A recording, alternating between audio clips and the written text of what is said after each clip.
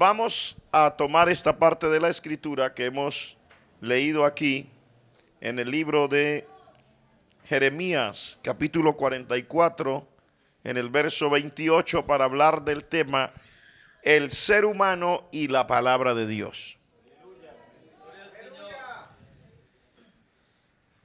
Hay a cada momento en la escritura una palabra de consuelo, de exhortación y de consolación. A esto, en los dones del Espíritu Santo, según Primera de Corintios, se le llama don de profecía. Por eso es que el apóstol Pedro, escribiendo en su carta por el Espíritu Santo, dice: y tenemos la palabra profética más segura. Porque la palabra de Dios es profética. ¿Qué quiere decir? La palabra de Dios exhorta, la palabra de Dios edifica, la palabra de Dios consuela. Y aquí encontramos a esta palabra de Dios, que de hecho Dios mismo da testimonio acerca de su palabra y dice que su palabra es viva y es eficaz, y que es más cortante que toda espada de dos filos. La palabra de Dios, cuando realmente se predica bajo la unción de Dios y cuando la palabra de Dios es dada con sinceridad, tal y como el Señor nos la da, tiene que hacer un trabajo de entrar, de penetrar hasta el alma, las coyunturas, los tuétanos. La palabra de Dios es viva y eficaz y es más cortante que toda espada de dos filos. Aquí encontramos al Señor hablando de una manera tremenda al pueblo de Israel y a toda la raza humana. Si nosotros vamos al libro de Génesis, en el capítulo 2, en el verso 7, encontramos la historia de la creación del hombre. Literalmente dice: entonces Jehová Dios formó al hombre del polvo de la tierra y sopló en su nariz aliento de vida, y fue el hombre un ser viviente. Entonces, el hombre realmente fue creado del polvo de la tierra. Aunque esta verdad haya sido repetida hasta la saciedad en este púlpito, no dejaremos de decirlo, porque cada día nosotros debemos mantener en mente nuestra verdadera condición, para no equivocarnos, porque es muy fácil olvidar quiénes somos, hermanos. Si una persona tiene escasos recursos económicos y por ventura, por gracia de Dios, llega a prosperar, ¿cómo se olvida de rápido el ser humano de dónde salió? Que a veces su propia familia lo desconoce y dice: pero este no era así. Su propia esposa, sus propios hijos, mientras no tenía nada, era uno, y cuando ya tiene algo es otro. Si es una mujer, lo mismo. Cuando no tenía nada, yo conozco señoras que en el pasado su trabajo fue muy modesto, ayudando en una oficina, ayudando en una casa, a limpiar, que no tiene nada de malo, porque el trabajo honesto no es deshonra, es una honra. Y si una mujer tiene que ayudar a limpiar, pues está trabajando honestamente y es una honra. Pero después de eso Dios es misericordioso. ¿Y cuántas señoras no han pasado de la escoba y del paño de limpiar a ser después secretarias y después hasta dueñas de los negocios? Esas historias son muy comunes, que Dios permite que el ser humano se levante. Pero entonces a veces usted mira las dos fotos y hasta en la forma de mirar encuentra la diferencia. La foto de la señora cuando tenía el paño de limpiar en la mano y el trapero en la mano, y la mirada sumisa, como tranquila. Y usted ve una foto o un video de ahora cuando la señora ya es la gerente o la dueña, y oiga, Con la sola mirada tumban a la gente. Ese desprecio, esa manera de mirar por encima del hombro, ese no me toques, yo no conozco, yo no sé qué es un ala de pollo, yo no sé nada. Cuando la verdad es que antes, si hubieran regalado un ala, daba gloria a Dios y danzaba en la mitad de la calle. Porque antes no le daban ni siquiera un ala de pollo, le daban por allá menudencias. ¿Cómo es que le llaman a esas cositas? Mollejitas, ¿qué más? Higadito, el corazoncito y todo. De eso, ahí se sentía dichoso. Qué rico un plato de mollejas bien guisadito, ¿cierto? Y bien picadito y bien guisadito y todo. Ah, sí, pero eso es cuando no teníamos. Pero cuando ya tenemos, uy, no, yo no como de eso. Y una cosa me da aquí, de una vez siento. Y yo me pongo a mirar y digo, zángano si yo lo conozco. Yo he conocido gente, hermano, a través de la vida, por la gracia de Dios. El Señor me ha permitido pasar ya unos añitos al lado de personas a las que he visto y cuando los conocí a Padre Celestial. En aquellos tiempos. Pero usted los va a ver ahora, hermano. Así somos los seres humanos. Por eso hay que recalcar esto, que Dios nos hizo del polvo de la tierra. Dios nos hizo del polvo de la tierra. Mira, hermanos, hay gente que se fue de aquí huyendo de la desgracia y la miseria y van por ahí a Venezuela o a Estados Unidos. Y cuando vuelven trae una camiseta grande que dice New York. Y caminan así, usted lo ve al caminar en el centro comercial. Sí, para que sobresalga, aunque tienen más barriga que pecho, pero bueno, tratan de sacar el pecho. A ver si se nota la palabra New York. Uno los va a ver allá. Su trabajo no es deshonra. Su trabajo allá no es en nada mejor que el de acá. Pero cuando vienen, por lo menos al que no ha ido lo impresionan. A los que Dios les ha permitido ir ya sabe que no los puede impresionar. Pero ahí con esas cosas. Miren, ese taxi está muy viejo. Yo en bus no subo. Ay, por Dios. Los veía uno con los talones gastados caminando de la casa al trabajo todos los días. Todos los días. Y ahora en bus no andan.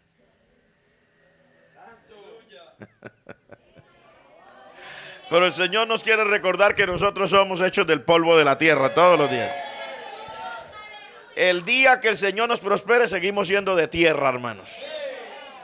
El día que el Señor nos permita ponernos una corbata, seguimos siendo de tierra. El día que el Señor le permita obtener un grado en la universidad, seguimos siendo de tierra. Y si Dios, porque a todos no estudiamos en la universidad, pero a algunos el Señor le permitió que sin ir a la universidad puedan lograr un estado económico bueno, aceptable, y el Señor le provee su vestido, su alimento y su carrito y su casita y todo. De todas maneras, con plata o sin plata en el bolsillo, sigue siendo de tierra, hermano. Y si le da gripa, lo que sale por la nariz es feo siempre. Como dicen en la costa, hermano, porque en la costa la gente es muy criolla para hablar.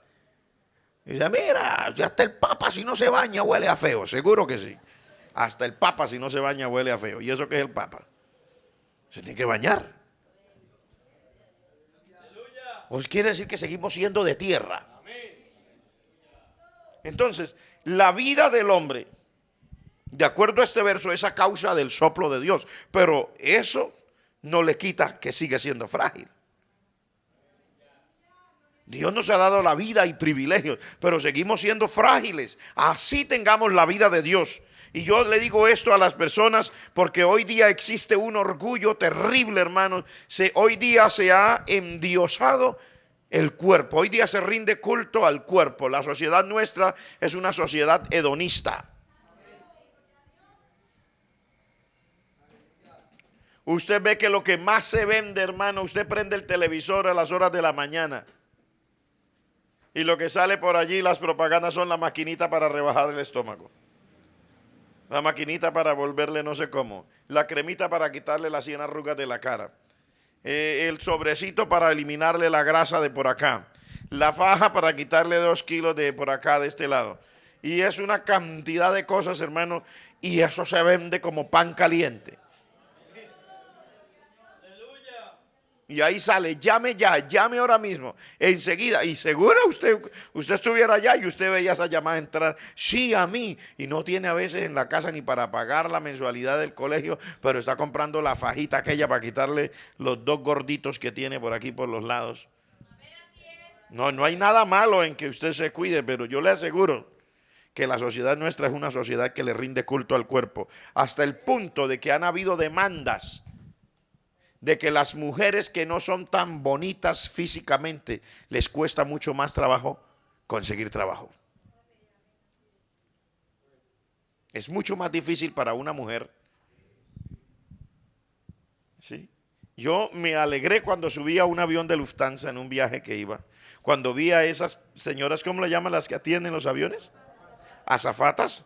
Vi a esas señoras o esos hombres ya cuarentones de 45 y todo, todavía de azafatas, o los hombres de, ¿cómo le llaman? Auxiliares de vuelo, todavía trabajando. Y vi una señora como de 50, bien sonriente, bien alegre, trabajando. Yo digo, pues, gloria a Dios que en todas partes la gente no está tan... Sí, ellos eran alemanes porque trabajaban en una aerolínea alemana. Pero usted va a entrar en un avión aquí y las azafatas tienen que, si no tienen cintura de muñeca y si no tiene la cara de T5 y toda cuestión, entonces eso la pasan estirando, caretas se pondrán, algo tiene que pasar, pero no le quieren dar trabajo en esa empresa a una señora que pase de 35. Y así para ser secretaria en una, detrás de un escritorio, recepcionista, lo que sea, siempre están, porque es una sociedad hedonista. Pero nosotros, aunque tengamos la vida de Dios, tenemos que reconocer que seguimos siendo frágiles. Levante la mano los que reconocemos que seguimos siendo frágiles. Somos muy frágiles. La palabra de Dios nos dice en el libro de 2 de Corintios capítulo 4, en el verso 7. Y si usted lo quiere leer conmigo, puede hacerlo. 2 de Corintios capítulo 4, en el verso 7. Nos dice un texto supremamente conocido, pero tenemos este tesoro en vasos de barro, para que la excelencia del poder sea de Dios y no de nosotros. Recuerde que el ser humano sigue siendo de barro. Allá dice que Dios lo hizo del polvo de la tierra, aquí dice que somos de barro. De hecho, somos de barro, porque un poco de polvo con tanta humedad, ¿qué consigue usted con mucho polvo y agua? Barro. Y nosotros somos 75% agua y 25% polvo o tierra. Pues de hecho somos barro. Somos barro viviente. Hay más que quedan mirando así. No puedo creerlo. Pero yo me quedo mirando y digo, sí puedo creerlo. Sí puedo creerlo. Somos barro. Lo que pasa es que Dios ha sido tan bueno que nos infundió su aliento de vida. Pero seguimos siendo de barro. Somos hijos de Dios y al mismo tiempo tenemos que reconocer que siendo hijos de Dios, ese privilegio de ser hijos de Dios es que nos lo ha dado Dios. Pero si usted se mira, si yo me miro, realmente nosotros, hermano, un día hace por allá unos 35 años, un científico miró lo que dice la palabra, que somos hechos del polvo de la tierra, y después de cremar a un hombre lo redujeron a ceniza y se pusieron a sacar las cantidades que tenía en zinc, plomo, fósforo y los diferentes materiales que nosotros tenemos, porque tenemos calcio, fósforo, zinc. ¿Qué más tenemos en el cuerpo? Hierro. Y se puso a sacar la cuenta de cada cosa y lo pesaron y todo. ¿Y sabe cuánto le dio el valor, hermano? ya después de sacar todo el material que más o menos servía. En aquel tiempo, $1.75. Y eso quiere decir ni siquiera 6,000 pesos. Por ahí como 4,000 pesos. Pero Dios es tan grande que con tan poquita cosa hace de nosotros cosas tan especiales. Amén, hermano. Y yo creo que cada día tenemos que levantar las dos manos y decir gracias, Señor. Que con tan poquita cosa, hermano, con 4,000 pesos hágase semejante bendición, hermano. Es que seremos tan bendecidos que se nos olvida que somos de barro. Y la gente se para frente al espejo. Y si son muchachas, se miran de lado. Es cierto que cuesta trabajo sacar a las mujeres de la casa, porque que ya que apúrese, ¿qué tal?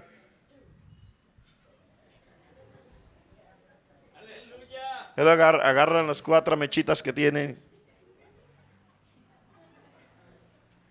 Se le olvida que es de barro. Hay señoras, señoritas que cuesta, para que salgan a las 5 de la tarde hay que mandarlas a arreglarse a las 12 del día. Y ya van a salir y todavía hay que tirar un gancho de esos, un arpón de ¡bum! Y jalar. Que salgan. Porque todavía están mirando, se hacen así en la nariz. No hayan que más arreglar. Se le olvida que es de barro, de tan bondadoso, tan maravilloso que es el Señor, que nos ha hecho tan bien con tan poquita cosa que la gente se le olvida que es de barro. Y hay de que esté estrenando, ahora que estamos en la época de Navidad, hay de que esté estrenando y tenga perfumito.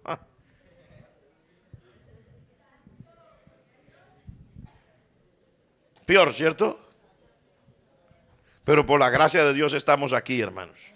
¿Cuánto le dan gracias al Señor por...? Entonces, estamos mirando esto para mirar lo que dice el texto. El Señor exige que su palabra sea tenida en cuenta por encima de nuestros caprichos. Mire lo que dice San Mateo capítulo 7, el verso 24 y el verso 25. Cualquiera pues que me oye estas palabras y las hace, le compararé a un hombre prudente que edificó su casa sobre la roca. Descendió lluvia y vinieron ríos y soplaron vientos y golpearon contra aquella casa y no cayó porque estaba fundada sobre la roca.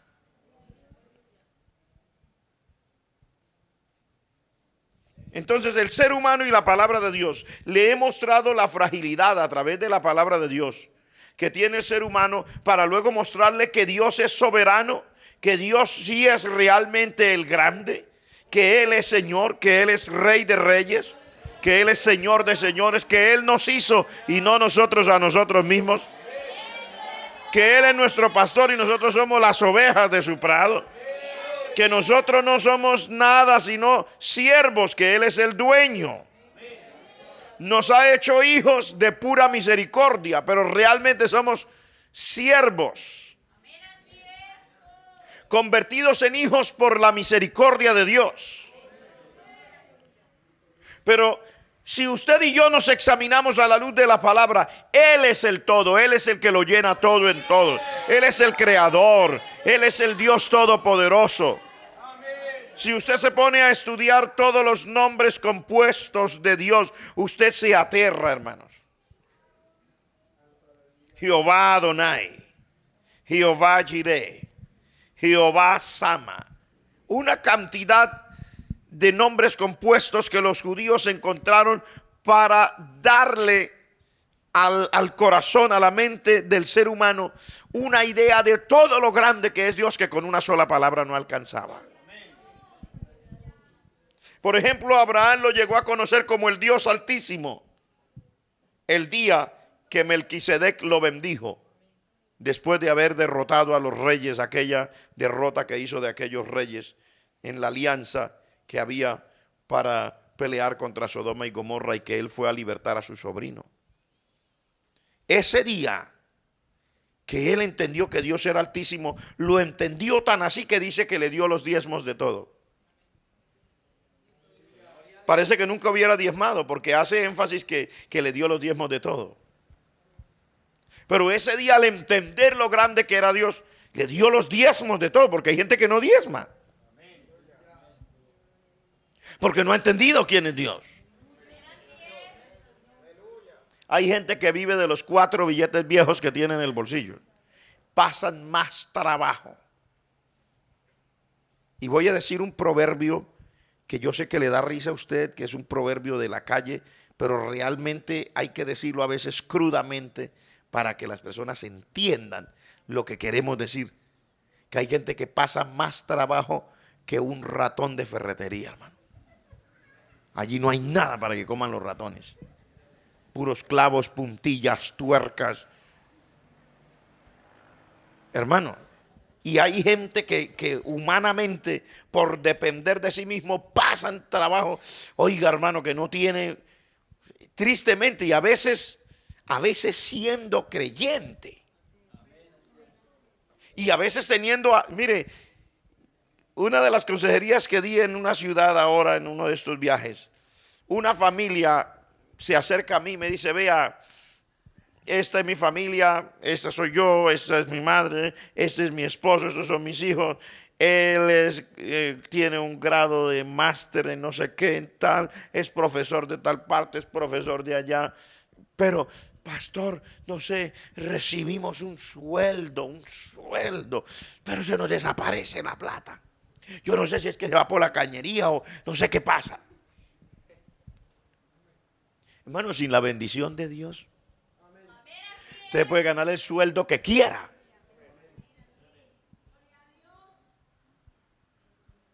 Pero con la bendición de Dios, lo poquito, con la bendición de Dios es mejor que las muchas riquezas, dice la palabra.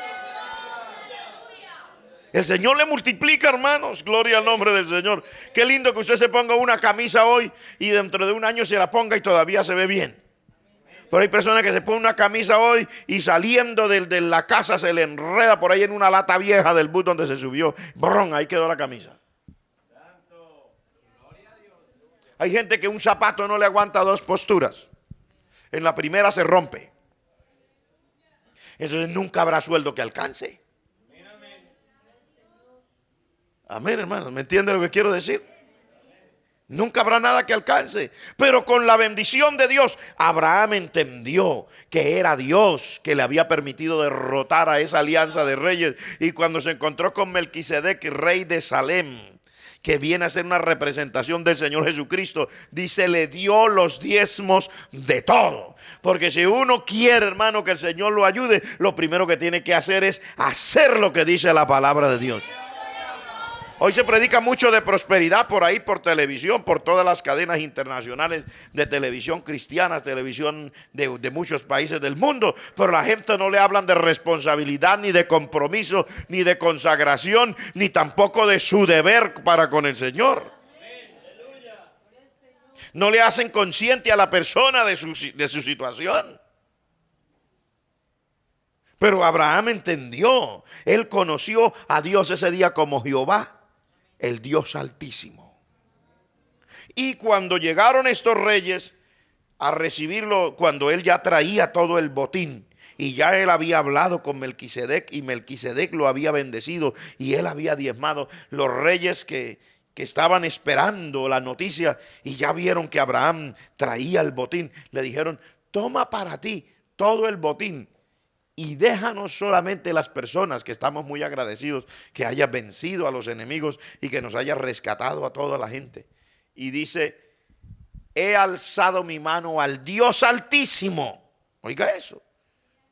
Acababa de conocer a Dios y se dio cuenta de la nueva dimensión en la que andaba. Dijo: he alzado mi mano al Dios Altísimo, que no tomaré de ti ni siquiera una correa de una sandalia, ni un hilo,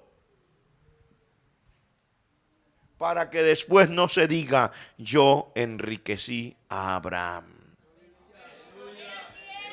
¿Qué quería decir él? Él había entendido que Dios era, ahora él acababa de ver a Dios como el proveedor, el que le da todo al ser humano. Y dijo: si yo le recibo a estos zánganos, mañana publican por el periódico y dicen periódico Sodoma News. Gomorrah Daily Telegraph. El rey de Sodoma, en un gesto de generosidad, acaba de dar a Abraham todas las riquezas de Sodoma por haber rescatado a los esclavos. Entonces, por todo el mundo iban a decir, mire, Abraham tiene plata porque vea, aquel hombre le dio todo eso. Pero él dijo, nada. Así que al otro día los periódicos, nada de noticias. Y cuando veían que Dios había bendecido a Abraham porque él era fiel a Dios aún en sus diezmos, entonces tenían que decir, Dios ha bendecido a este hombre. El Dios Altísimo le ha dado todas las cosas que hoy se ven. Gloria al nombre del Señor. Qué lindo poder vivir para Dios en entera consagración y tener una comunión perfecta con el Señor y tener un encuentro personal con Cristo, porque Abraham tuvo un encuentro personal con Melquisedec. No es prosperidad a toda costa. Es un encuentro personal con Dios. No es que perseguimos la prosperidad, no, hermanos. Nosotros no necesitamos perseguir ninguna prosperidad. De hecho, por eso en la iglesia, cuando una iglesia es balanceada, no se la pasa predicando de crecer y prosperar económicamente, porque eso viene implícito en la bendición del Altísimo. Yo no necesito estar predicando de eso, porque el Salmo 23 dice que cuando Jehová es mi pastor, el último verso dice, entonces el bien y la misericordia vendrán detrás de mí, me seguirán todos los días de mi vida. Una vez yo soy fiel al Señor, busco a Dios, me consagro, le entrego mi vida a Cristo, el Señor me prospera. Y prosperidad no quiere decir que tenga plata para votar, porque solo Dios sabe quién tiene la suficiente capacidad de administrar más de lo que necesita. Porque hay gente a los cuales Dios por misericordia no le da más. Así los predicadores de hoy se la pasen en el púlpito diciendo que toda la gente necesita tener más. Pero Dios sabe que hay gente que no puede tener más, porque si tienen más se pierden.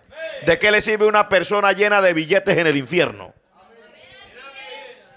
Quemándose junto con sus cuentas bancarias allá en La Paila. En la iglesia donde yo pastoreaba, en la ciudad de Cali, yo tuve esa experiencia. Yo estoy aquí sirviendo, hermanos, en el camino del Señor hace más de 40 años.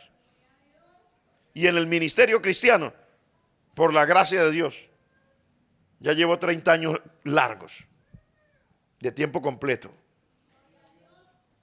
Y sabe que una hermana, era una hermana muy querida, muy fiel. Y ella tenía muchos problemas económicos. Y esta mujer, hermano, venía a la iglesia y oraba y ayunaba y clamaba y lloraba.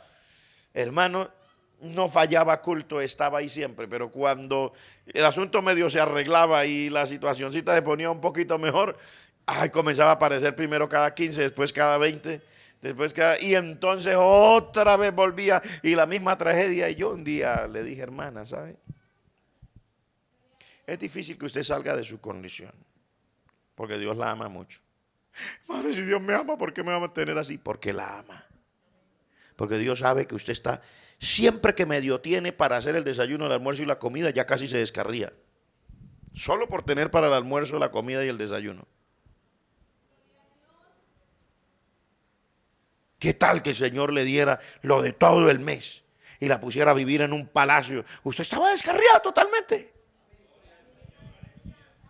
Y Dios, como la ama, Dios no quiere que se pierda, porque Dios le ha preparado una mansión allá. En la casa de mi Padre muchas moradas hay. Amén, hermanos. Entonces es importante que nosotros mantengamos esto claro. Ahora, finalizando esto, para poder mirar el tema en la conclusión. Entonces, el ser humano es tan pequeño y Dios es el que es tan grande, que si el ser humano reta la palabra de Dios y enfrenta su propia palabra a la palabra de Dios, entonces lo que el ser humano hace es acarrearse castigo. Todo esto que hemos hablado es para demostrar que nosotros no tenemos ningún derecho a retar a Dios ni a su palabra, a contradecir a Dios ni a su palabra. Porque a veces deliberadamente el ser humano escoge contradecir a Dios y contradecir la palabra con filosofías vanas, dice la palabra, con huecas sutilezas.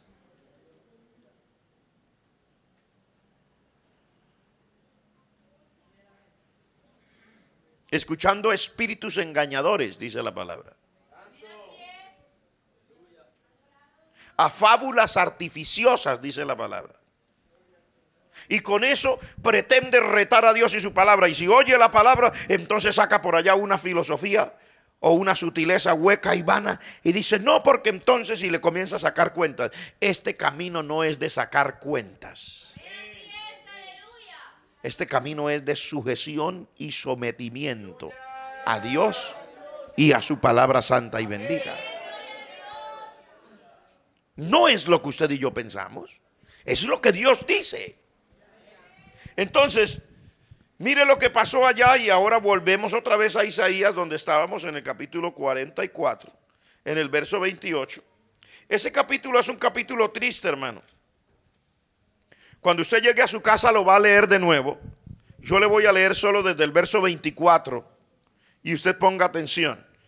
Y dijo Jeremías a todo el pueblo y a todas las mujeres: oíd palabra de Jehová todos los de Judá que estáis en tierra de Egipto. Así ha hablado Jehová de los ejércitos, Dios de Israel, diciendo: vosotros y vuestras mujeres hablasteis con vuestras bocas y con vuestras manos lo ejecutasteis, diciendo: cumpliremos efectivamente nuestros votos que hicimos de ofrecer incienso a la reina del cielo y derramarle libaciones. Confirmáis a la verdad vuestros votos y ponéis vuestros votos por obra.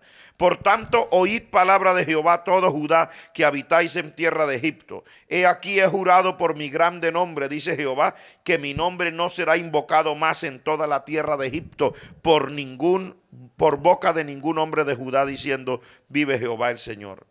He aquí que yo velo sobre ellos para mal y no para bien. Y todos los hombres de Judá que están en tierra de Egipto serán consumidos a espada y de hambre hasta que perezcan del todo. Y los que escapen de la espada volverán de la tierra de Egipto a la tierra de Judá, pocos hombres. Sabrá pues todo el resto de Judá que ha entrado en Egipto a morar allí la palabra de quién ha de permanecer, si la mía o la suya. Y esto tendréis por señal, dice Jehová, de que en este lugar os castigo, para que sepáis que de cierto permanecerán mis palabras para mal sobre vosotros. Es una historia triste. Si usted cuando vaya a su casa, por favor no lo estudie todo ahora, pero lleve marcado ese capítulo 44 de Jeremías. Yo le digo en dos palabras qué es lo que pasó allí. Míreme y yo le explico la situación. Usted llega a su casa y allá lo mira más detenidamente. Pero yo le explico la situación. Judá fue castigada por Dios. En el tiempo de Jeremías fue transportado gran parte de la población de Judá hacia la tierra de Babilonia. Nabucodonosor, eso se llevaron una gran cantidad de gente. Quedó un remanente pequeño en la tierra de Judá, de gente pobre, y el rey de Babilonia les dejó un rey de ellos mismos para que gobernara ahí. Ellos se rebelaron. Dios les había dicho que se rindieran al rey de Babilonia, que de todas maneras esa era su voluntad, castigarlos, que aceptaran el castigo. Ellos se rebelaron, mataron al rey que había dejado ahí, el rey de Babilonia. Mataron a los guardias babilonios que habían, a los caldeos, y se fueron huyendo para Egipto. En su huida se llevaron preso al profeta Jeremías. Oiga eso, porque el profeta Jeremías, cuando la gente fue transportada de la tierra de Judá a los babilonios, ni siquiera el rey Nabucodonosor se quiso llevar preso al profeta. Él le dijo: escoge lo que quieras, puedes venirte conmigo o puedes quedarte. Porque el hombre, ese rey impío, respetaba, dijo: este hombre es un hombre de Dios. Y lo respetó, no lo llevaron preso. Pero cuando se rebeló, los poquitos pobres que quedaban, se llevaron preso al profeta. Y se metieron en Egipto. Pero lo más triste es que cuando llegaron a Egipto, esta gente no cesaba de hacer las mismas cosas por las cuales Dios los había castigado. Había una famosa reina del cielo. En unas partes lo llamaban de una manera, en otras partes de otra manera. Y las mujeres le derramaban libaciones, le ofrecían incienso. Y cuando el profeta Jeremías les fue a decir, ¿ustedes por qué siguen haciendo eso? ¿Sabe lo que le dijeron las mujeres? Nosotras no hemos hecho nada sin permiso de nuestros maridos. Además, dijeron ellas, desde que nosotros le dejamos de ofrecer incienso y de derramarle libaciones a esa reina del cielo, por eso es que vino sobre nosotros toda esta tragedia. Y aparte de eso también hambre y de todo, porque supuestamente la reina del cielo le daba comida. Y eran el pueblo de Dios, pero estaban empeñados en hacer las cosas que ya se les había metido a la cabeza. Diciendo y llamándose pueblo de Dios, ya habían llegado a asumir una posición totalmente contraria al Dios al que ellos decían servirle.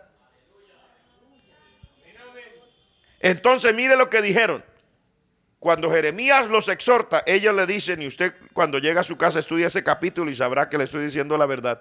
Cuando Jeremías los exhorta y le dice, no hagan así, ellos dicen, sí haremos así, para que podamos prosperar. Porque fue por haberlo oído a usted que habíamos dejado de hacer esto, que entonces nos vino toda esta tragedia. Pero ahora vamos a volver a derramar libaciones y a ofrecer incienso a la reina del cielo y verá que nos va a ir bien. Entonces por eso es que ahora el profeta les dice todo esto y en el verso 28 les dice, y los que escapen de la espada volverán de la tierra de Egipto a la tierra de Judá, pocos hombres.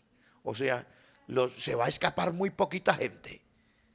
Y Dios les dice a través del profeta, sabrá pues todo el resto de Judá que ha entrado en Egipto a morar allí, la palabra de quién ha de permanecer, si la mía o la de ellos. Porque a veces el ser humano reta abiertamente a Dios, hermano. Él dice, no, hermano, póngale cuidado que así no es, ¿cómo vamos a predicar de esto y cómo vamos a predicar de aquello? No, vea, hagamos de esta otra manera y verá que nos va mejor. El ser humano le gusta a veces retar a Dios.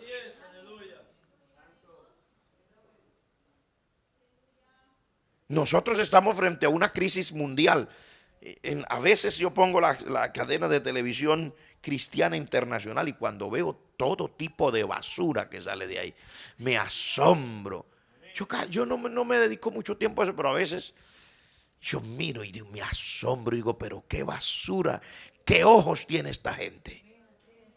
¿Por qué siguen llenando el mundo de tanta tragedia? Como si el mundo ya no estuviera en desgracia. Para meterle también a la iglesia un resto de cosas, hermano.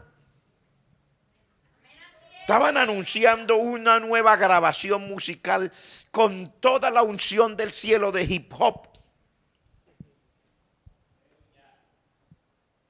Y todo tipo de, hermano, literalmente de basura. Eso no es música, eso es chatarra. Chatarra cristiana, dicen por ahí. De cristiano no tiene nada. Y cuando pasan en los cortos del anuncio, usted ve pasar por ahí los clientes que están tocando con camisas sin mangas, con el cabello largo, con una pinta de rockeros endemoniados. Y luego le dicen, consígalo en todas las librerías de su propio país. Es lo último. Claro que sí, es lo último en desgracia. Es una tragedia mundial, hermanos. Eso no es de un lugar, eso es mundial. Porque el enemigo, sabiendo que le queda poco tiempo, se ha lanzado contra la iglesia, lanza en ristre. Y como vio que desde afuera no podía, entonces se metió desde adentro. Metió encubiertamente una cantidad de gente que no tienen ningún sentido de cristianismo, que comercializan el evangelio, que ven en esto el negocio del siglo, que están, como dice la palabra, que su Dios es su vientre y su gloria es su vergüenza. Por eso la palabra de Dios dice en el libro de Filipenses, cuidaos de los malos obreros, guardaos de los malos obreros.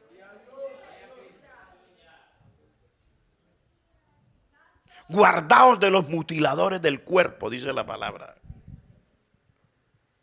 Y el apóstol dice, porque ya muchas veces os lo dije y ahora lo digo otra vez llorando, que ellos son enemigos de la cruz de Cristo. Y es cierto, no es cierto, vaya y búsquelos a ver cuándo hablan de la cruz de Cristo. Búsquelos a ver cuándo hablan del sacrificio, de la entrega, de la consagración, de la santidad. No lo quieren.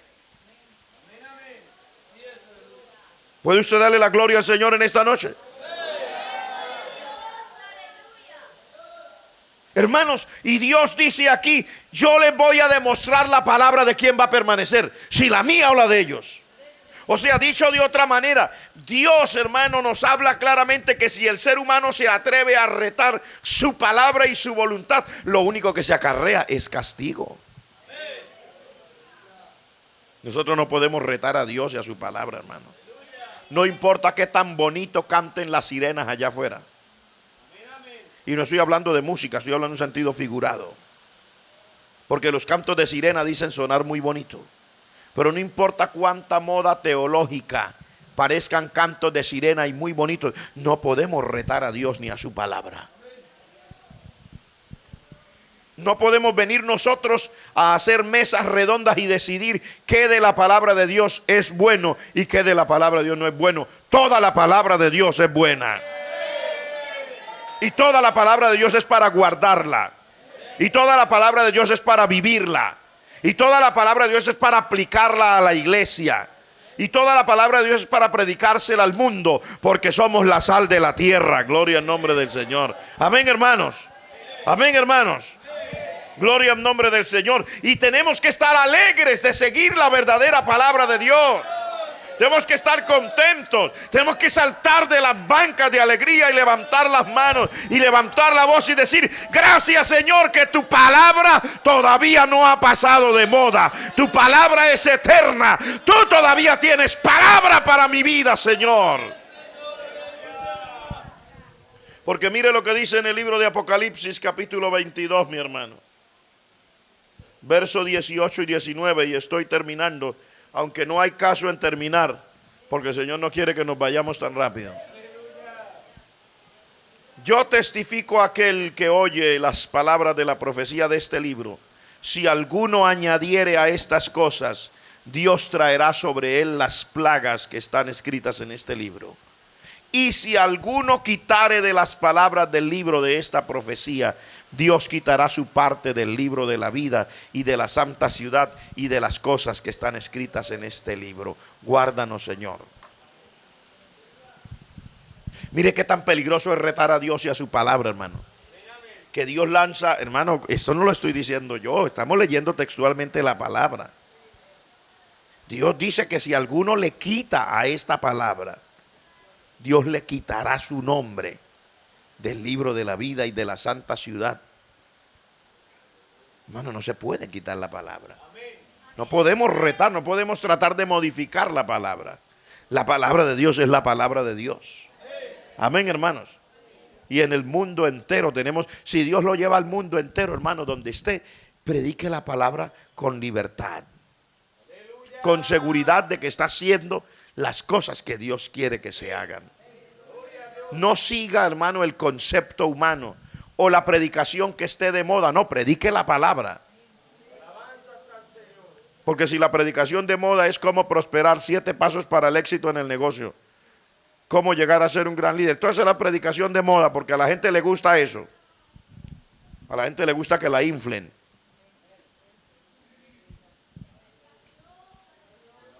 Bendito sea el nombre de Dios. Pero recuerde que no estamos llamados a predicar al gusto de la gente.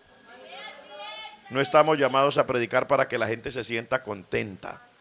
Estamos llamados a predicar para que todos podamos servir al Señor bien y podamos ser útiles en la obra del Señor. Y mientras el Señor Jesucristo viene por su pueblo, estemos preparados, como dice la palabra, para toda buena obra.